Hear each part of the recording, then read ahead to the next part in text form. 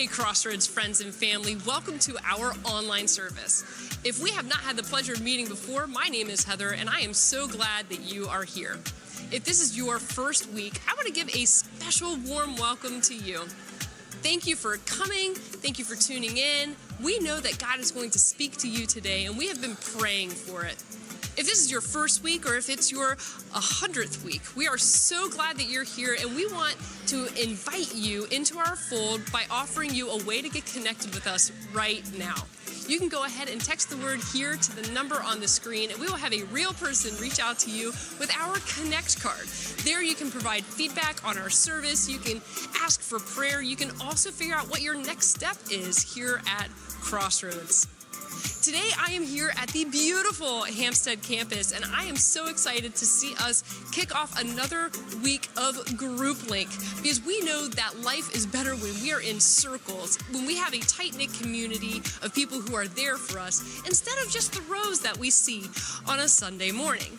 Nothing wrong with attending church on a Sunday morning, don't get me wrong, but there is something so special about getting to know individuals who do life with you. So Group Link, this is our second week doing it, and this is our opportunity to show you all of the different groups that we have meeting all over our communities in Westminster, in Eldersburg, and here at Hampstead as well. If you aren't able to come in person to our Group Link event, you can learn more about the groups that meet all across our campuses, all across Carroll County at crossroads140.com. We want to make sure that you know, with today's message in particular, that someone is always waiting for your invitation into the fold, into the circle, in the name of Jesus, so that they can experience life change. And this is a great opportunity to do it. We have a great message in store for you today. We have a wonderful time of worship. So let me pray over that as we prepare to go into our service. God, thank you so much that you give to us so that we can pour out not only back to you, but into all of the people that you love so dearly here on earth. God, thank you for calling us to be all for one. God, give us unity. Help us to learn something from this message and take it into our week ahead, all the weeks and all the months ahead. I pray all of this in Jesus' name. Amen. Let's get into our service.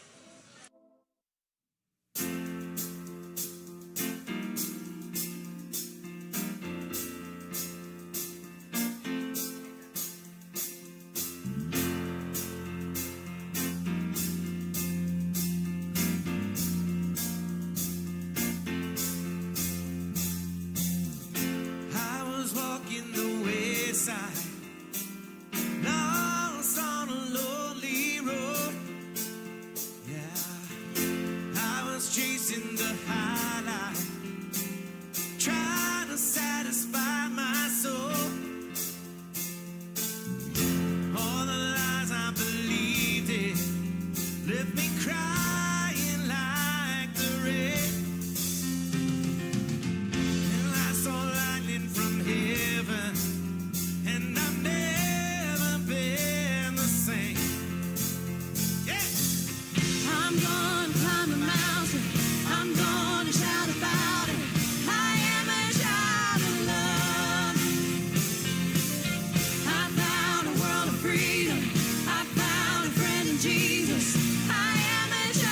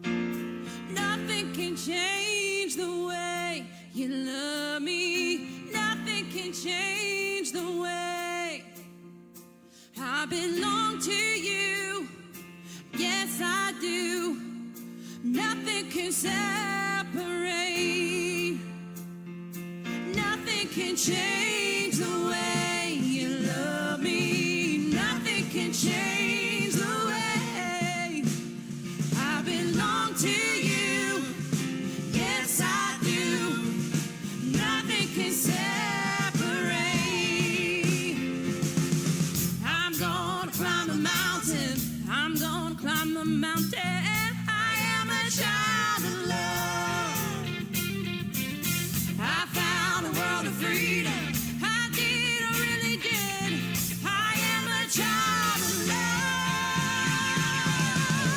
I'm gonna climb the mountain. I'm gonna shout about it. I am a child of love. Yeah. I found a world of freedom. I found a friend in Jesus. I am a child of love. Oh, yeah. Yeah. Oh, I am a child of love. Yeah. Yeah. I am a child of love.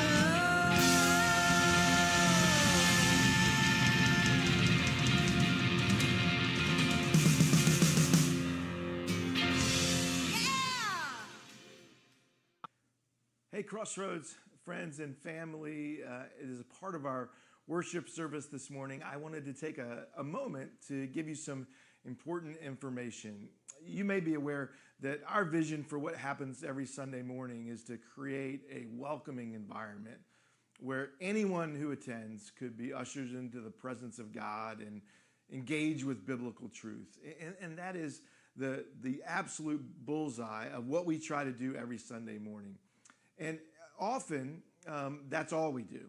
And from time to time, I need to take an opportunity to give you some information that is more about the business of the church than it is the experience of a Sunday morning. This is one of those times. We are 2 months into our new fiscal year, July and August. And the good news is that over those 2 months, we have collected $358,000 of giving. That's a lot of money. And you may be aware that all of our expenses rely completely on your generous giving. We don't have any other income streams other than the donations of our congregants. Now, the bad news is over those 2 months, our budget was $211,000 a month, or $422,000. So after 2 months, we are behind by about $64,000. That sounds like a lot, because it is a lot. But as we look at the 1,000 people every weekend, probably 2,000 people in the course of a month who attend Crossroads services, we feel like we just want to be transparent with where we are in our financial needs so that you can respond however God leads you. We are so excited about the spiritual fruit and the spiritual growth that's happening all across our church. And we want to celebrate that with you, but we also want to be honest in terms of what it costs to do that. And so I hope that you will prayerfully consider how you respond to this need. Thanks for being a part of what God's doing.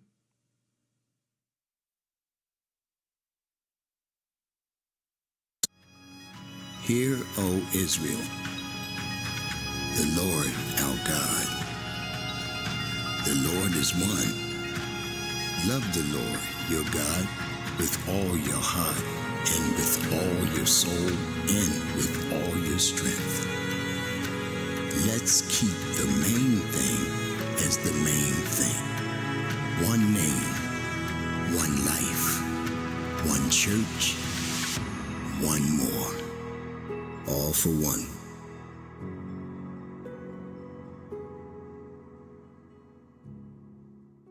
A couple years ago, in the smash hit Broadway musical Hamilton, one of the only cities that it was available at that time, and Hamilton, it turns out, was almost sold out. In fact, Hamilton, There was just a few seats left, and my wife so wanted to see that, to be a part of it. Thanks, Barrick. Appreciate it, man. Thank you. She so wanted to be a part of that, and so what she did is she went online to find tickets, and when she got there, she found out there was only a few tickets left, and they were obstructed view tickets. Now, obstructed view tickets, maybe you think they're not that bad. How bad could it be? They're still selling the tickets. They can't be terrible, right? It turns out when we bought these tickets and we decided to show up to go to the one chance we had to see Hamilton, we got there and there was a massive pillar. It was like an architectural masterpiece in the middle, strategically placed to block our view from the show that we wanted to see. And so, the entire time that I was watching this show, I was just like this, kind of crazy. I had like a kink in my neck afterwards. And we did get to see the show. It was a good time. But I have to say, there's nothing worse than whenever you want to see something and something's blocking you. There's something that you want to see and you can't see it. And all the short people in the room are shaking their head at the same time, right? And so I don't know what it's been for you. Maybe it's been a concert. Maybe you've even been at church at some point and you're like, wow, I can't see something. If that's you, I want to point to someone today who feels your pain a little bit. And we're talking about Zacchaeus today, the classic story of Zacchaeus. And why did Zacchaeus understand this problem? If you went to Sunday school, you guys could help me out, because Zacchaeus was a wee little man. And all of the people who didn't grow up in church are like, what are these people talking about? The wee little man, these people are crazy. I knew I was going to regret coming. Well, we're going to look at this story of Zacchaeus, and you're going to understand what this story is about, why it matters, and why it's important. And it's a story that might be common, but there's such important lessons here. Head to Luke 19. Zacchaeus, at this moment in time, lived in Jericho, and Jesus was passing through. And there were all kinds of stories about Jesus. This was kind of height of popularity. All kinds of people heard about Jesus. Is he a miracle worker? Is he the Messiah? We don't know. But this was a big deal that Jesus was coming through town. And everyone wanted seats. Everyone wanted to see Jesus. It would be like Taylor Swift coming or something today. I don't know. It was that crazy. There's only one problem. Zacchaeus couldn't see. He was too short, right? And now, how short was Zacchaeus? That's an interesting question. If you look at archaeological digs at this time, the average height of men at this time was 5'5". So I would be like a tall guy, okay? At this point. And so Zacchaeus, if he was short and the average guy was 5'5", he was probably like 4'10", maybe, he's like a little Danny DeVito guy jumping around, running. That's what I think of when I think about Zacchaeus. But Zacchaeus was a little man, but he had a big change in his life. And that big change made a big impact, a ripple effect throughout the entire city, and changed the lives of so many people around him. And that's the point of this series. And that's why we want to look at this, is that one life can impact another life, and how one life can impact a whole group of people, a whole city, and how Jesus always, always, always cared about the one. Always had time for the one. Always stopped for the one. And if Jesus cared about the one, then we should care about the one in our lives as well.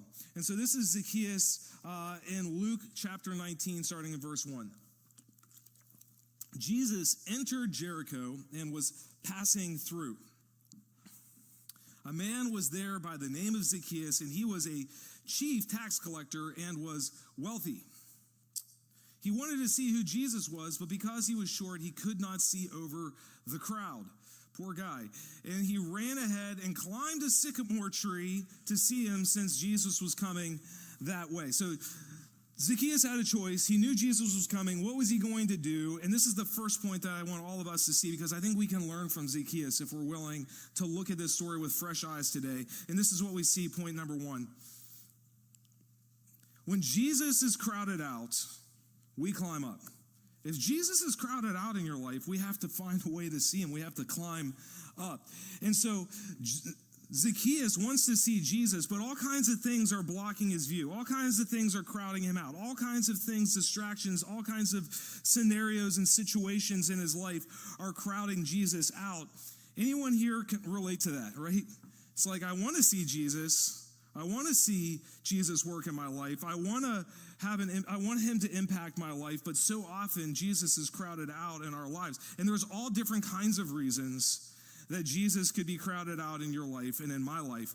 And when we look at the story of Zacchaeus, it reminds us of the things that might crowd Jesus out, that might distract us, the reasons we might miss Jesus in our lives. And so here's the first one. What are some reasons that we might be crowded out, that Jesus might be crowded out in our lives? The first one is that it's other people. There were all kinds of other people from multiple situations and reasons that were crowding Jesus out in Zacchaeus' life. Just a little bit of context. Jericho at this time, the city at this time, was an incredible place. I mean, it was like the place to be. It was like Beverly Hills, Las Vegas, money, prosperity, trade. There was this incredible, intricate, lush garden system that they had throughout their entire city. There was this ingenious aqueduct system. The place was amazing, but it was also completely corrupt. And Zacchaeus was like right in the middle of the corruption, right? Zacchaeus was known as a tax collector. Even today, if you're a tax collector, if you're like working for the IRS, you're probably not leading with that at a party, right? You know? It's almost as bad as telling someone that you're a pastor at a party. I mean, it's almost as bad. So Zacchaeus at the time is a tax collector, but that's not, I mean, it was so bad at this time. When you were a tax collector, and some of you guys know this, you've heard the story, so if you're a tax collector at this time, you weren't just like an unpopular government official, you were a thief. I mean, it was like a cartel leader, a mafia boss, a corrupt politician, right? I mean, it was really, really bad. But on top of that, to make matters worse, tax collectors were seen as people who were going to betray their own people. Like, at this time, Jericho had been overrun by the city of Rome, and Rome came in and said, look, we're going to hire people from Jericho, other Jewish people, and we're going to have you try to rob, cheat, and steal as much as you can, people out of taxes, and then just send us back a cut. And so if you said yes to that, you were like betraying your family, your friends, your own city, your own people. Not a popular job. And on top of that, it says that Zacchaeus was the chief tax collector. He was like the mastermind behind cheating people. He was coordinating it all, right? And so this was really, really bad. Not a popular guy, but he was rich. I mean, really rich. Like when you think about and you look back in the history of this, I mean, a tax collector at this time would have been probably the most wealthy person in the entire city. He was driving a Ferrari, he was driving a Maserati, he was driving a Bugatti, you know? If you don't know what I'm talking about, you're not a car person, that's okay. And I mean, he had the clothes, he had the lifestyle, he had the food, everything he had, and everything that he had just made people hate him even more. I mean, just, he was hated in the city. And so there was a couple things that were stopping Zacchaeus from seeing Jesus, and one of them was the way he might view other people would perceive him. So like, for example, he's thinking to himself, I know I want to see Jesus, but goodness, I know, what are they going to say when they see a tax collector to come see Jesus? I'm not like really a Jesus guy. I don't fit into the Jesus crowd. I'm not good enough to come and see Jesus, you know? And so often I wonder how other people today might do the same thing. They might be living a lifestyle. They might be doing something in their lives. They might be involved with a group of people, and they might think to themselves, I don't know. I don't think I fit. I'm not like a Jesus person. And sometimes, though, it's actually the people in the church that stop people from seeing Jesus, like other people in the church, which is really, really sad, because whenever people who say they're following Jesus don't actually follow Jesus in the way that they live their lives, it turns all kinds of people off. And so, like, let's just love each other while we're here in this building and out in the parking lot and getting coffee and all those things, because if someone comes and they don't experience what it means to see the love of Christ here in this place, or maybe it's other people and it's just like people that are like, why are you going to church so much? Why is that such a thing for you? And so let me ask this question. This is one way to get to the heart if this is something that's crowding Jesus out in your life. In what ways do other people in all forms stop you from connecting with Jesus? In what way do you let other people stop you from connecting with Jesus? So that's the first barrier. The second barrier that you might see is just our normal routines. I mean, So many people might say, you know what, I want to be a part of the church, but Sunday, that's such a bad day for me. Sunday's like my, get stuff done at home day. It's my golf day. It's my sleep in day. Imagine if Zacchaeus had been like, hey, sorry, I kind of am a busy guy. He could have said that. He could have, his normal routine, I've got a lot going on. I've got a lot of things happening. I'm leading this whole empire, right? I'm too important. I'm too busy. And the story of Zacchaeus reminds us how Jesus breaks through the normal, the mundane, the monotonous, the everyday of life, and allows us to see something that's eternally valuable, allows us to see Jesus in the midst of the everyday routines of our life and breaks through the everyday routines of each of our lives. And so here's a question for you that you could wrestle with this today. Are you too busy for Jesus? Why are you too busy for Jesus? What's going on in your normal routine? How is that a barrier for you to see Jesus in your life today? And then maybe though, of all of these, the biggest one for him is actually his pride. Think about this guy. He had all kinds of money. He had all kinds of things. It probably felt like he kind of had his life together in a lot of ways. I like what Billy Graham once said when he was talking about people's pride. He said, Billy Graham, great evangelist, tons of people came to understand who Jesus was because of Billy Graham. And he said, getting people saved is easy. The hard part is getting them lost. It's them understanding and realizing that they're lost in the first place. Getting them saved once they're understanding that they're lost, that's easy. Getting them to understand that they're lost is really, really hard. And so this man probably, it would be hard for him to understand he was lost. He was big, he was important, he was powerful. And going to see Jesus the way that he went to see Jesus meant swallowing his pride. It meant that he was going to have to swallow. Imagine this guy, tax collector, sharp suit, reputation in the town. Zacchaeus has to climb a tree in order to get a glimpse of Jesus. And so Zacchaeus doesn't care about looking foolish at this point.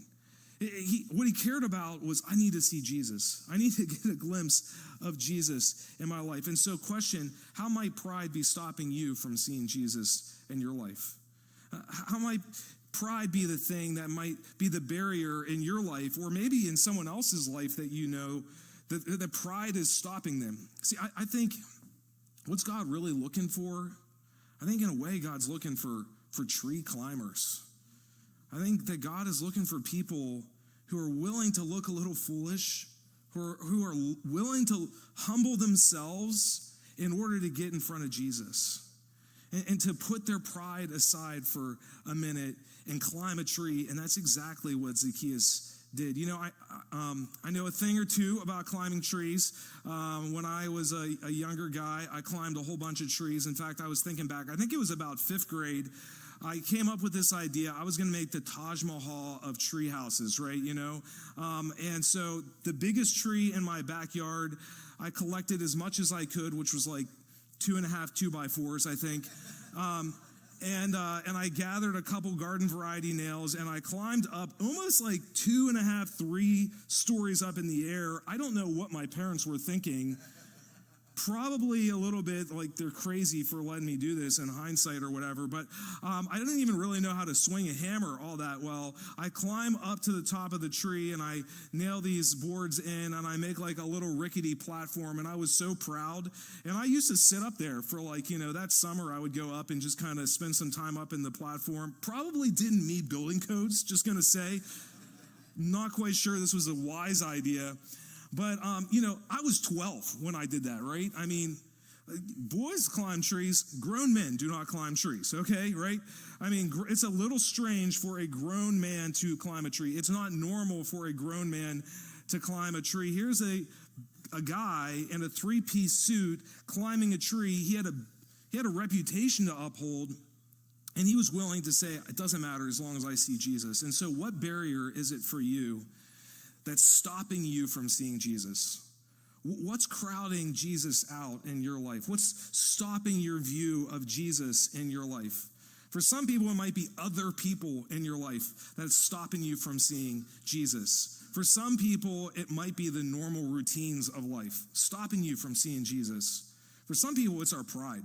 our pride gets in our way. Whatever it is, you have to be willing to climb, to look up, to do what it takes in order to see Jesus in your life. And that's exactly what Zacchaeus did in this story. But it doesn't stop there, because in order to climb to get face to face with Jesus, at that point he had a decision to make, because he had an encounter with Jesus, and it could have stopped right there, but that's not what happened. We see this in verse 5. The story continues. When Jesus reached the spot, I have to imagine that for a long time Zacchaeus remembered the spot that he met Jesus. He looked up and said to him, Jesus looks up and says, Zacchaeus, come down immediately. I must stay at your house today. So he came down and at once gladly welcomed him. All the people saw this and began to mutter, oh man, it's always this. He has gone to be the guest of a sinner. So this is completely unexpected turn, which leads us to the next thing, the second point. When Jesus calls us, we have to invite him in. We have to invite him in. So as Jesus reaches this spot, he looks up at Zacchaeus. So important. Looks up at Zacchaeus, and Zacchaeus was not used to people looking up to him. Like, people look down on Zacchaeus, both socially, physically, in every aspect and area of his life. They would look down on Zacchaeus, but Jesus looked up at Zacchaeus, and he calls him by name. He says, Zacchaeus. I mean, that's actually ironic. It's actually amusing. I guess Zacchaeus' parents had big plans for him. You know, it didn't really work out this way, because the name Zacchaeus literally means clean, pure, innocent, righteous. Wasn't living that out in his life, right? I mean, the exact opposite of that. So everyone knows as he's walking through town that Zacchaeus' name is not fitting here, right? And Jesus could have looked up and been like, hey, like, sinner, hey, thief, hey, shorty, whatever, you know? I mean, whatever. But he doesn't say that. He says, hey, Zacchaeus. He looks up and he sees the potential of Zacchaeus. He looks up and he sees who Zacchaeus could be, and he calls out his potential, and he calls him by name. And then the entire crowd, you hear it in the story, kind of gasps and turns against this moment whenever he's inviting Zacchaeus in. And so up to this point, it was kind of, there's some surprises in the story. It's a little bit strange, a rich guy climbing a tree, not normal. But it just gets completely unexpected. I mean, this is the real surprise right here in this story, that Jesus would invite this guy of all the people. I mean, that was of all the people, Jesus, you are picking Zacchaeus to come and eat with him. Why would you invite this guy to dinner? And this reminds us, it teaches us how profound an unexpected invitation can be. Jesus was the master of unexpected invitations. And there's just something about an unexpected invitation that could change someone's life. And it caught everyone in the crowd off guard at this moment. It would have been so easy for Jesus to go through town. He was busy guy, had somewhere to go, and he could have just kind of walked right by Zacchaeus. Maybe he could have thought to himself, don't look at the funny little guy in the tree, you know, like, don't make eye contact with him. Whatever you do, keep walking. He could have listened to the crowd booing and saying, come on, Jesus. And he could have said, no. Jesus defies all of that, and he decides to extend an invitation to the one person that didn't feel like they deserved it. And you can almost hear Jesus in this invitation say to the crowd, do you see Zacchaeus? Do you see what he's doing? Do you see what do you see how he's willing to humble himself? Do you see how much he cares? Do you see what he's willing to do in order to climb, in order to see me? Do you see how desperate he is to spend time with me? It's almost like he's pointing that out to the entire crowd. And so for the entire crowd, Zacchaeus was the laughingstock, despised by everyone. Jesus operates on a completely different plane. How so? Why? Because everything that Jesus does was drenched in grace. Everything. And it surprises us. And grace is confusing whenever we really see it, because this guy did not deserve it, just like we don't deserve God's grace. And so when we encounter that grace, though, in our lives, transformation happens. And that's what we see in the life of Zacchaeus. In this story, envision the shock on the people's faces whenever Jesus says, Zacchaeus, you and I, we're hanging out today. I want to spend time with you today. The word used here literally gives this sense that I want to spend quality time with you. I want to be with you. I'm not just stopping by your house to say hello and grab a bite. And so listen. When it comes to this moment in each one of our lives, there's absolutely no exceptions. There's absolutely no exceptions to God's grace. Anyone, anywhere, it doesn't matter what they've got going on. It doesn't matter what history they have. It doesn't matter what they've seen or done, what they wish they could rewind or undo in their lives. There are no exceptions. No one is beyond God's grace, mercy in their lives. And Zacchaeus was about to find out exactly that. When you receive an invitation, like Zacchaeus received an invitation, you have to decide what you're going to do with the invitation. It could have been very easy for Zacchaeus to say, oh, Jesus, thanks for inviting me, but got other plans tonight, Jesus. Sorry, I had this other thing going on today. And so when Jesus sends you an invitation, are you going to welcome him in? That's the question that each one of us have to ask. Are you going to welcome him in? Because Jesus is not just here to kind of stop by and say hello. He wants to be invited into the home of our lives and explore who we are and understand who we are, not just into like the foyer of our lives. He wants to be in the kitchen, with us. He doesn't want to just come in and hang out on the front porch. He wants to be invited into our lives, every nook, every cranny of our lives, even the places that seem a little disorganized, even the places that we don't want Jesus to see. Zacchaeus welcomed him into the very center of his life. And so when we do that, that's when Jesus can transform our lives from the inside out. And so each one of you has the same invitation. Each one of you, Jesus is calling you to, listen, Jesus is calling you by name today and is saying, come, spend some time with me. Come, eat a meal with me. I want to hang out with you. I want to spend time with you. I care about you. And Jesus is calling you today by name, asking you because he wants to have a relationship with each one of you. He sees your potential and he wants a relationship. And so there's this invitation that we have, each one of us, to spend time with Jesus. And when we understand the mission that we have the privilege of inviting other people into that same invitation to spend time with Jesus. We have the privilege of inviting other people to see who Christ is and spend time with him. Now, the story doesn't end there. It actually gets even better, which is crazy, because you're about to see one of the, I would say probably the single greatest transformations in the entire scriptures. I mean, it's incredible, the shift that Zacchaeus makes in the time that he makes it. It's like a 180-degree shift. Zacchaeus continues. This is after he spends some time with Jesus. Spend some time with Jesus. This is Zacchaeus' response, verse 8. But Zacchaeus stood up and said to the Lord, to Jesus, look, Lord, here and now I give half my possessions to the poor. And if I've cheated anybody out of anything, I'll pay them back 4 times the amount. Jesus said to him, today salvation has come to this house, because this man too is a son of Abraham. Talk about an incredible transformation. And then this last verse is like the mission statement for Jesus. For the Son of Man came to seek and save the lost. Talk about a transformation. This is the last point that I want us to see here. Point 3, when Jesus transforms us, we have to decide how we're going to respond. Are we going to give back? How are we going to give back? Somewhere, this is incredible, because between the invitation in verse 7 and when Zacchaeus spent some time with Jesus, verse 8, there was this incredible transformation that Zacchaeus had. He went from like Scrooge McDuck, like caring about all of his money more than anything else, to gleefully giving away all of his money. It's like, remember the old Oprah, like, you get a car. Like, it was like that. I mean, Zacchaeus went through town and people were probably just like, what happened to this guy Zacchaeus, right? And then there's this jaw-dropping moment of realization in this story where Zacchaeus looks at Jesus and he calls him Lord. Now, that might not seem like a big deal, but Zacchaeus had pledged his allegiance to Caesar.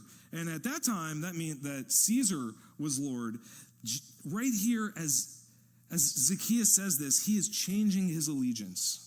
He's saying, I want you to be Lord of your life. I'm going to listen to you, Jesus, in my life. And we see this transformation process that happens from Zacchaeus, the beginning of the story, to Zacchaeus at the end. And there's always a process of transformation that happens when someone has a true encounter with the living Jesus. And so there's a number of transformations that happen. This is the first thing that you see, transformation that happens is there's this shift for Zacchaeus where he's like, life is about me, I care about me, life for me, to generosity.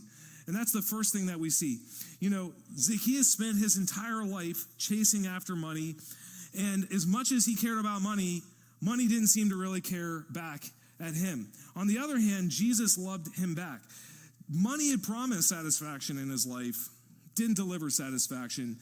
And Zacchaeus looks at Jesus and realizes that Jesus offers something deeper, more true, more eternal in his life. And then something remarkable happens. Generosity overflows naturally because of the transformation. It's not like Jesus was like beating Zacchaeus up to give his money away, right? He wasn't guilting him. He wasn't twisting his arm. And all of the time, whenever someone has had a true transformation and a true encounter with Jesus, one sign of that is always just generosity overflows, bubbles up in the heart of the life of that person. It's a natural response to the grace that they've received. But it was even more than a financial shift. There was this other shift in his heart as well, because he went from unforgiveness to reconciliation, right? He wanted to make the relationship right. He could have just paid the money back, but he knew and he realized that he had hurt people and he wanted to reconcile. So he moved from unforgiveness to reconciliation. And every time that we experience God's grace, we want to give that grace away to other people in our lives. And so if you're familiar with recovery in AA and recovery, this is what's known as making amends. Imagine the scene as Zacchaeus is reconciling, making amends. Like the next day, Zacchaeus is walking down the street, and everyone just hides because no one wants to see Zacchaeus. That's like the last thing you want to see. They're all hiding and they shut their doors and the kids run inside, Zacchaeus is coming. He might try to shake us down for more money. And then they just groan because Zacchaeus comes up on their front porch and they're waiting to, open the door and see the bill on the front porch. And he just sneaks up, drops something off and walks away. And then to their amazement, they open up the door the next day and there's a big giant bag of money. And it says, hey, sorry I stole from you. Sorry I cheated you. I met this guy named Jesus. Changed my life. Imagine how that story had a ripple effect through this entire community. Imagine how one life changed another life and impacted an entire town, the ripple effect that happened. And so here's the spiritual principle that I want us to see, and the big idea that I don't want us to miss as we go through this. It's this: unexpected invitations lead to unexplainable transformations. Unexpected invitations lead to unexplainable transformations. This was a unexplainable transformation that happened in the life of Zacchaeus. His life was never the same. And it all began with one unexpected invitation. And so one invitation changed one life, and that one life changed an entire town. And so I want to ask you, who are you going to invite? What unexpected invitation might you bring this week? Maybe someone's thinking, it's coming out of nowhere. I didn't expect someone to ask me to come to church, didn't want to talk to me about Jesus, didn't want to ask me a question. It might feel unexpected, but God always uses unexpected invitations to change lives. Let me wrap up with this. I think that each one of us, whether we realize it or not, are Zacchaeus. We are spiritually smaller than we might realize. And we all have a hard time seeing Jesus left to our own devices. And when we look at Zacchaeus, in the life of Zacchaeus, there's echoes of what happens in each one of our lives. There's lessons we can learn in each one of our lives. And we examine the life of Zacchaeus, we catch a glimpse of the transformation that's possible in your life and in mine. Think about this for just a moment. Zacchaeus climbed up a tree, and he was disdained by the crowd. It turns out, I wonder if Jesus knew this as he was talking to Zacchaeus. Jesus would climb a tree. Shortly thereafter, and he would be disdained. He would be booed by the crowd. But it was different for Jesus, right? See, Zacchaeus went up the tree, but Jesus invited him to come down. But Zacchaeus went up on the tree, but Jesus invited him down. But Jesus was nailed to a cross, and he didn't have that same privilege to come down from the cross. Zacchaeus received grace and love and mercy and hope.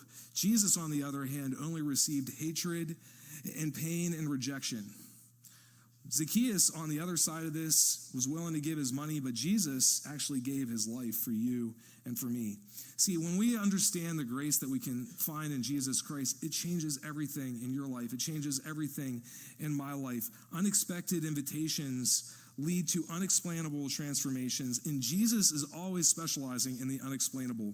And so I just want to encourage every one of us as we move into this next season to watch how God might use one invitation, your one life, to change one more life. Let me pray.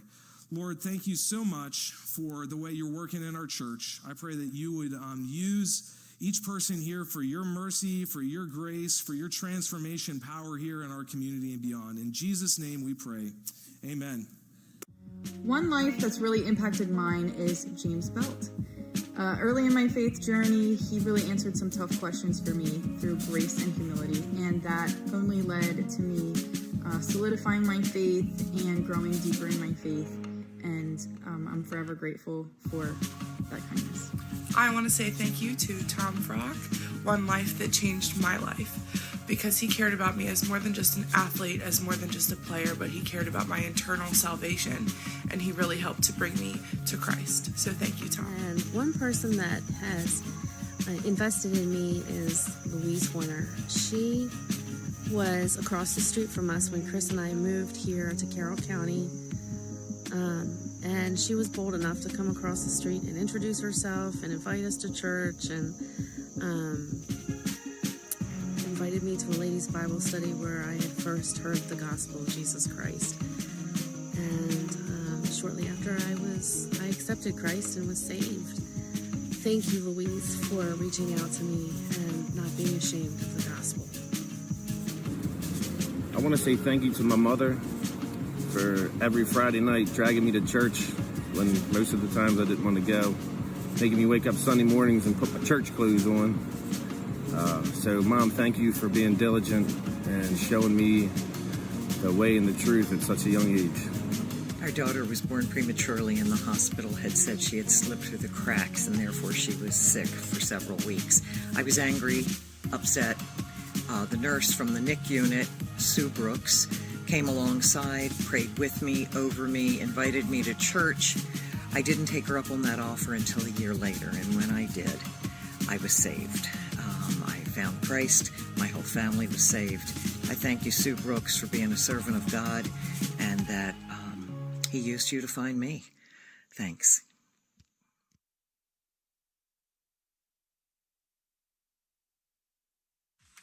What a great service. This week, I am really going to be reflecting on all the people in my life who have helped me form my faith. I am so grateful for community. If you're looking for a way to connect, a great way is by attending our group links in person at Westminster, Hampstead, and Eldersburg. And if you can't, remember that there's information online at crossroads140.com. Life doesn't need to just be in the rows that we sit in at church. We can be in circles, and we can grow together in a close-knit community. If you're looking to connect with Crossroads today, you can go ahead and text the word HERE to the number on the screen if you didn't do so already. If you're looking for a way to give, I am so blessed and so grateful for the way that you give and you make ministry happen, and you are a partner for the kingdom on earth. Here are a couple of ways to give.